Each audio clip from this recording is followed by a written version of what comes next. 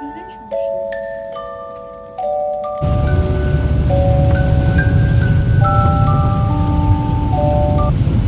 দীর্ঘ ৩ মাস পর বাসা থেকে বের হওয়ার একটু সুযোগ পেলাম। সো হ্যালো এভরিওয়ান, আসসালামু আলাইকুম। This is Habiba from Habiba's blog. এতদিন বাবুকে নিয়ে এত বেশি ব্যস্ত ছিলাম, আর আমি আমার বাবুটাকে নিয়ে কোথাও বাইরে বেরই হইনি এতদিন। কিন্তু আজকে আর একদমই বাসায় ভালো লাগছিল না, তাই বেরিয়ে গিয়েছিলাম একটু সীমান্ত সম্ভারে। কিছু অর্নামেন্টস দেখছিলাম।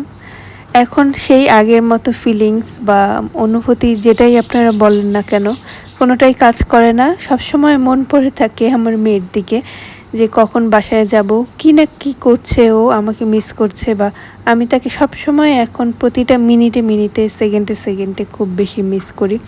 আমার সেই আগের রঙিন জীবন নেই।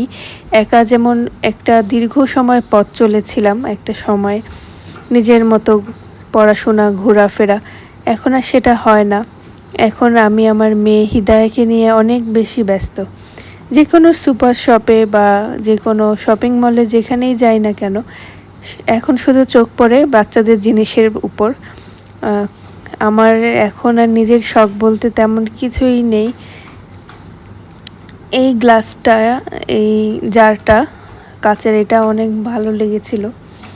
এখানে সব কিছু রিজনেবল প্রাইসে থাকলেও কোনো কোনো জিনিস আছে খুব বেশি আনরিজনেবল প্রাইস। আজকে ঠিক অনেক দিন পর বৃষ্টির দেখা পেলাম, অনেক ভালো লাগছিল। সেই আগের লাইফস্টাইল খুব মিস করছিলাম। ভার্সিটি টু বাসা, বাসা টু ভার্সিটি, বা এদিক সেদিক একটু বেরিয়ে যাওয়া বা ঘুরতে যাওয়া। এই যে আমার মেয়ের জন্য জনসনের বেশ কিছু প্রোডাক্ট দেখছিলাম। আমাদের সময় জনসন থাকলেও মেরিল, যেই ব্র্যান্ডটা আছে, মেরিলের বিভিন্ন জিনিস ইউজ করতাম। আর একটা সেই সময়ে একটা মেরিলের অ্যাড দিত, সেই অ্যাডটা শুনে আমি যখন অনেক ছোট ছিলাম আমি নাচতাম। আমার খুব মনে পড়ে। তো এখন খুব ভালো লাগে। আমার মেয়েকেও আমি সেই মেরিল প্রোডাক্টই ইউজ করি। সাথে আরও অন্যান্য ব্র্যান্ড আছে, সেগুলোও ইউজ করা হয়। ডল আমার অনেক ভালো লাগে। আমার আম্মু আমাকে ছোটোবেলায় কখনোই না ডল কিনেই দিত না। আমার এই জিনিসটা খুব আফসোস ছিল, বা আমি আব্বুকে বলতাম, আব্বু চুপি চুপি এনে দিত, আমি আমার ক্লোজেটে সেটা লুকিয়ে রাখতাম। আমার মেয়ে যেদিন বড় হবে আমি তাকে এই ডলগুলো কিনে দিব। আমার তো মেয়ে বাবু, আমার তাকে নিয়ে অনেক স্বপ্ন, অনেক আশা আর কি। আশা করেছিলাম মেয়ে সন্তানের, আল্লাহ আমাকে মেয়ে সন্তান দান করেছে। আমি এতে অনেক বেশি খুশি। 10টা ছেলে সন্তান হলে যতটুকু না মা একটা খুশি হয় বা কেউ খুশি হয়, আমি তার থেকে আরও বেশি খুশি আমার মেয়ে বাবু হয়েছে সেটার জন্য।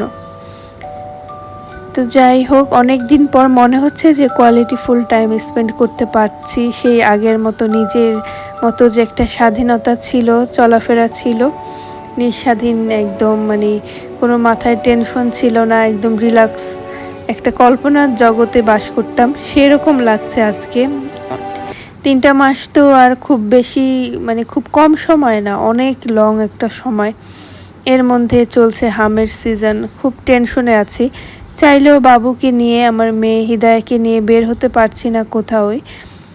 সবাই আমার মেয়ের জন্য দোয়া করবেন, আর আমি সবার জন্য দোয়া করছি। আল্লাহ আমাদের বাংলাদেশে যা এই যে এই ডিজিজটা যাতে খুব শীঘ্রই চলে যায়, সকল বাচ্চাদের প্রতি আমার মন থেকে দোয়া রইল। তো এই যে বাসায় চলে আসলাম, এর মাঝে এই যে আমার মেয়ের জন্য ডায়পার শেষ হয়ে গিয়েছিল। নিউ নেক কেয়ারের এই ডায়পারটা আমার অনেক ভালো লাগে, লং লাস্টিং করে, আর ওয়ার খুব কমফোর্ট হয় আর কি। আর সাথে মেরিলের কিছু জিনিস ছিল, ও শাওয়ার জেল আর অলিভ অয়েলটার দরকার ছিল।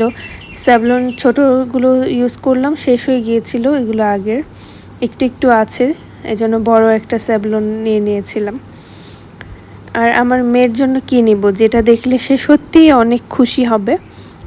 এই ছোট্ট ডলটা, এটা নিয়েছি।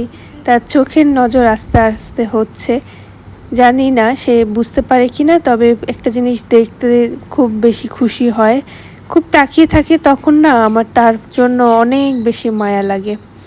আমার জন্য কী এনেছি, আমার জন্য এই প্রিঙ্গেলসের এই চিপসটা আমার অনেক বেশি ভালো লাগে। আগে লেস খাওয়া হতো অনেক বেশি। প্রিঙ্গেলসও খারাপ না, ভালোই, আমার টেস্ট বাটের সাথে যায়।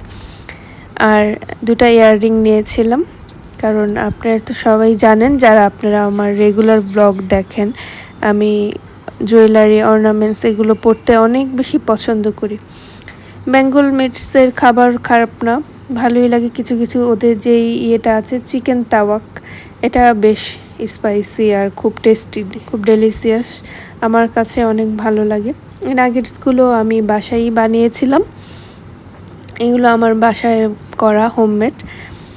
তো আগের মতো তো সেই সময় পাই না, কিন্তু যখন একটু সময় পাই এটা ওটা নাস্তা বানাই। বাইরের খাবার একটু কমই খাই, অ্যাভয়েড করি। এখন বলি ফুচকার কথা, যখন প্রেগনেন্ট ছিলাম, প্রেগনেন্সি অবস্থায় একদম টোটালি বাইরের খাবার খেতাম না, কোনো জাঙ্ক ফুড খাওয়াই হতো না, ফাস্ট ফুড খুব অ্যাভয়েড করে চলেছি, টেস্টের সাথে যেতই না। এখন আবার বাবু হওয়ার পর আল্লাহর রহমতে সব খেতে পারছি।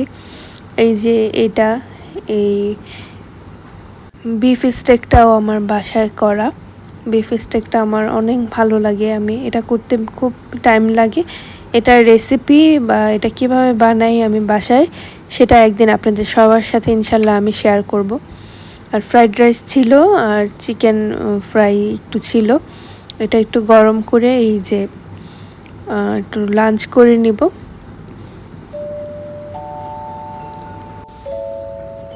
আপনারা আজকে আমার ব্লগটি কে কোথা থেকে দেখছেন চাইলে কিন্তু আপনারা আমাকে কমেন্টের মাধ্যমে জানাতে পারেন, কারণ আমি সবার কমেন্ট পড়তে অনেক বেশি ভালোবাসি, আরও বেশি ভালোবাসি সবার রিপ্লাই করতে, কারণ আমার সবার রিপ্লাই দিতে আমার কিন্তু বেশ ভালোই লাগে।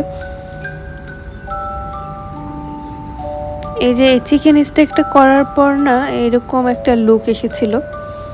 এটা আপনারা সফট করার জন্য একটা কাজ করতে পারেন, পেঁপে বাটা দিয়ে একটু ম্যারিনেট করে রাখতে পারেন, তাহলে খুব তাড়াতাড়ি কিন্তু মাংসটা সিদ্ধ হয়ে যাবে, খেতে অনেক বেশি ভালো লাগবে, খুব সময় লাগবে না। আর এখন যেহেতু তেলের সংকট, অনেক কিছুরই সমস্যা আসলে, তো এই কাজটা কিন্তু আপনারা করতে পারেন। আর ডোরি ফিশ খেতে অনেক বেশি ভালো লাগে।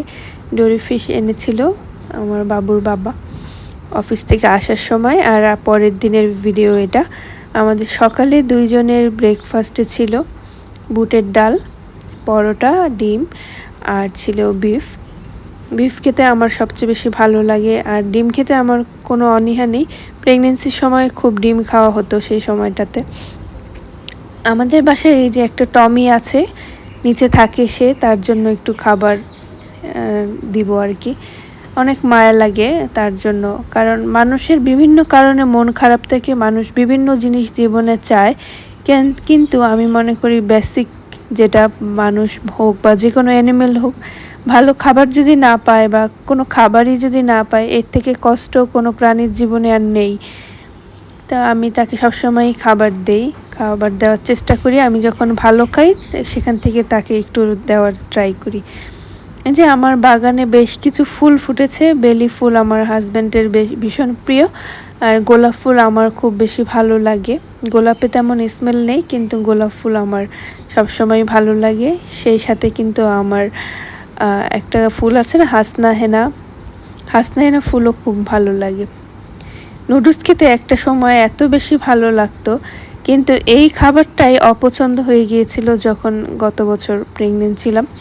তখন আমি একদম কোনো সল্টি খাবার বলতে কিচ্ছু খেতে পারতাম না। এখন আমি আবার আল্লাহর রহমতে সব খেতে পারছি।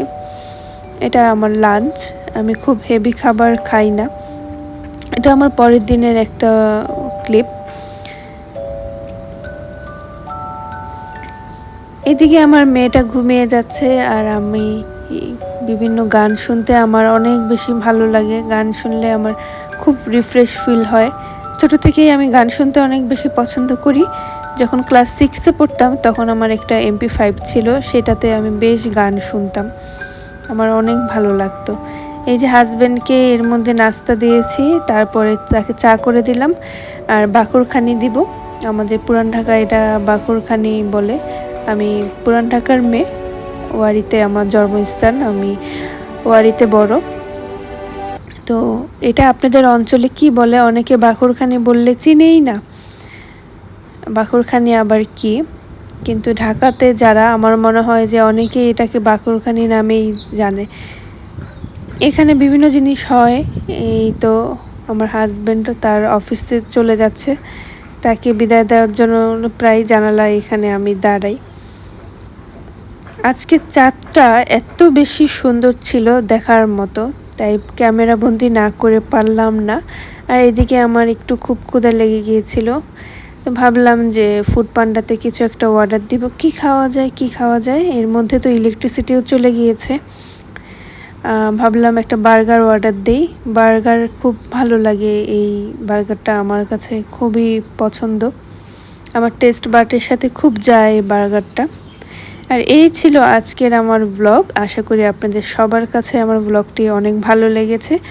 দেখা হয়ে যাবে নতুন কোনো ভিডিওতে, নতুন কোনো আয়োজনে সামনের বৃহস্পতিবারে।